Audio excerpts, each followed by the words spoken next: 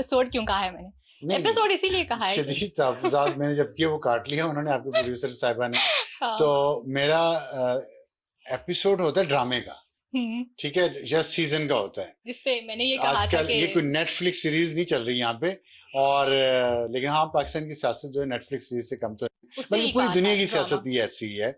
और अब आप देखें अमेरिका की सियासत देखें, वो सबसे आगे उन्होंने वो नया ही उन्होंने एक एपिसोड शुरू किया हुआ है ट्रम्प के आने के बाद, और आज वो कांग्रेसमैन जो विल्सन, नाम याद हो गया सबको पाकिस्तान में, तो इतने ज्यादा लेटर्स इतना वो उन्होंने अब लेटर लिख दिया प्रेसिडेंट ट्रम्प को और मार्को रूबियो जो सेक्रेटरी ऑफ स्टेट है वहां के वजीर खारजा, उनको लिख दिया खत कि इमरान, और वहां उन्होंने वैसे वही बातें लिखी हैं कि मेरे इमरान खान से इख्तलाफात हैं, वो चीन के बहुत ज्यादा सपोर्ट करते हैं, हालांकि नहीं करते, वो रशिया के जो प्रेसिडेंट पुतिन है उसके उनके हवाले से जो पॉलिसीज हैं उनसे डिसएग्री करता हूं, लेकिन फिर भी इनकार्सरेशन नहीं होनी चाहिए, गिरफ्तार हैं, और वो तो बड़ा मेरे ख्याल से जो विल्सन पे पैसा लगा हुआ है नजर आ रहा है। जैसे हम नहीं करते होते थे असाइनमेंट्स के लिए कोई एक चीज एआई से थोड़ी सी हेल्प लेके लिखवा ली और उसके बाद हर जगह पे कॉपी पेस्ट कर दी, थोड़ा सा ऊपर चेंजेस करके, थोड़ा सा नीचे चेंजेस करके। Thank you very much for being honest on camera. आप पता चले लोगों को कि जेन जी जो है कॉपी पेस्ट करके असाइनमेंट्स करती है और काम करती है। हम स्मार्ट नहीं, देखें नकल मारने को नकल मारना ही कहते हैं, चाहे स्मार्टली नकल मारे, एआई से हेल्प लेके, एआई से हेल्प लेना वो यही है ना। पहले सिर्फ आई होता था, अब एआई है, खैर ये फर्क हो गया। तो अच्छा खैर उस पे मैं बता रहा था अमेरिका की, तो एक तो वो खच गया और एक और बड़ी मजे की बात हुई है, क्या अमेरिका से और उसका ताल्लुक खान साहब से और पाकिस्तान से है। हाँ, वो जिस तरफ आप आ रहे हैं उस हवाले से बात कर लेंगे। आईएमएफ मिशन की आप बात कर रहे हैं। जी आईएमएफ मिशन पे तो आया हुआ है, साथ खान साहब को रिहा भी करवाने की कोशिश कर रहा है। अच्छा। ये कैसी अच्छी बात आपको मैंने बताई है, ये करते हैं इस पे बात। पहले एक और इम्पोर्टेंट चीज है मेरे ख्याल से, उस पर बात कर ली जाए। काशिफ अब्बासी साहब मेरे बड़े फेवरेट भी हैं, आपको पता ही है। आप बड़ी होकर काशिफ अब्बासी बनना चाहती हैं शायद। नहीं तो अच्छा चले वो जी हाँ क्या हुआ, ऑफ एयर हो गए हैं शायद, इस तरह की खबरें आ रही हैं। आर दे फॉर रियल, है ऐसी कोई खबर?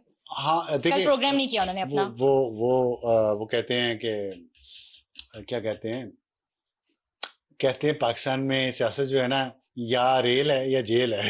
रेल मतलब या आप ट्रेवल कर रहे होते हैं शान से या फिर जेल में होते हैं, तो जो सहाफत है ना वो भी है, या गालियां हैं या तालियां हैं। तो अब और ये तो होगी एक, आपसे मैंने लाइट गुफ्तगू कर रहा था। ऑन अ सीरियस नोट ये बात दुरुस्त है, काशिफ अब्बासी साहब ऑफ एयर हो गए।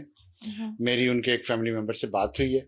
अच्छा। और उन्होंने कंफर्म किया है जुमेरात को जो उनका प्रोग्राम था ARY पे, उसके बाद से कुछ प्रॉब्लम्स हुए हैं और दबाव आना शुरू हुआ है, तो फर्स्ट स्टेप के तौर पे उनको ऑफ एयर किया गया है। इसके बाद क्या होता है क्या नहीं होता ये तो वक्त बताएगा, लेकिन ये कि एक बुरी ट्रेडिशन है जो बहुत सालों से पाकिस्तान में चल रही है। कभी एक साइड की बारी आती है, कभी दूसरी साइड की बारी आती है।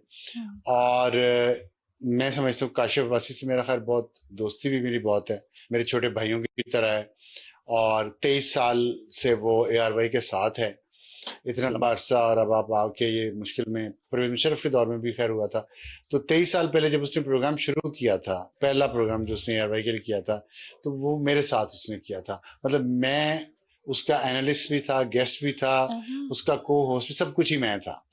तो मैं उस वक्त टीवी में नहीं होता था, मैं उस वक्त अखबार का एडिटर था द नेशन का। तो उसको अपॉर्चुनिटी मिली ARY पे प्रोग्राम करने की, काशिफ को, तो उसने मुझे कहा कि अब साल भाई जरूरत पड़ गई है। मैंने कहा मैं हाजिर। तो हमने छत पे बैठ के ARY की वो पहला प्रोग्राम उसका किया। तो आज उस पर पाबंदी लगी है, तो मुझे इस पर अफसोस है बहुत, और मेरी दुआ है और मेरी कोशिश है और मेरा ख्याल है कि बेटर सेंस वुड प्रिवेल।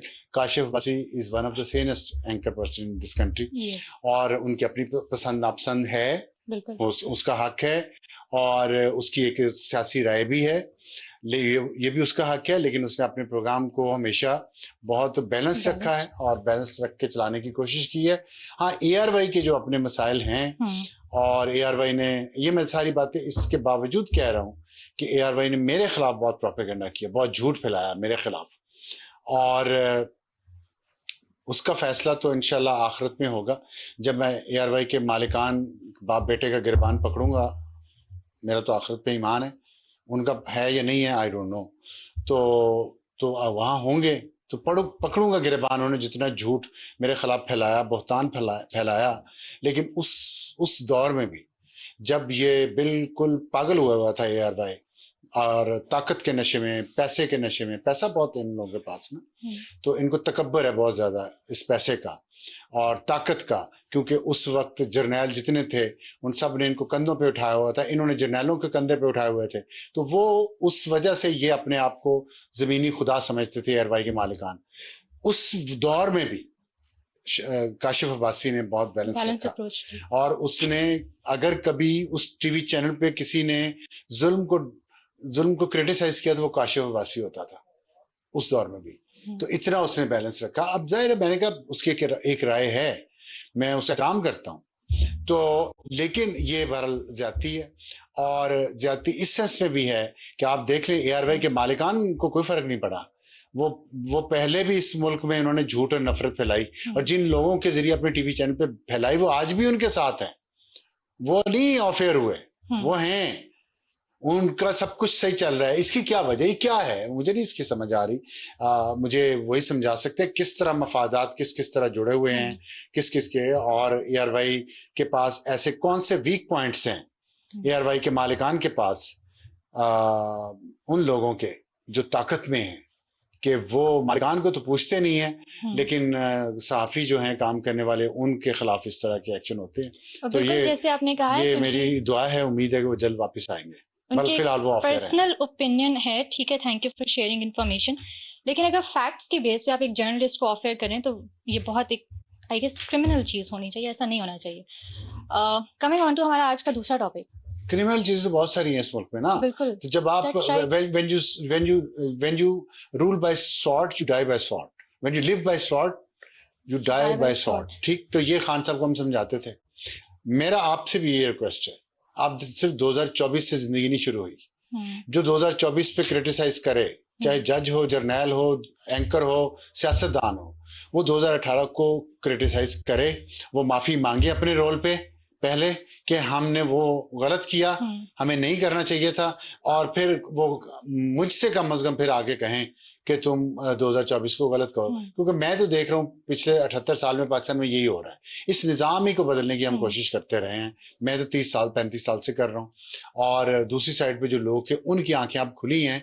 2024 में तो उन्हें पता होना चाहिए जिंदगी 2024 से पहले भी थी, जुल्म 2024 से पहले भी होते थे, लोगों को गोलियां 2024 से पहले भी मारी जाती थी, गिरफ्तारियां भी होती थी, घरों में भी घुसा जाता था। तब आप लोग छत पे चढ़ के बाजे बजाया करते थे, तब हम आपको कहते थे ये ना करें, और आज हम नहीं कर रहे। हम कम से कम वो नहीं कर रहे जो आप कर रहे थे ना। मुल्क से फरार होते हैं हम, और वहां जाके फिर झूठ बोल के फिर डॉलर कमाओ, ये भी ना करें। बिल्कुल ठीक है।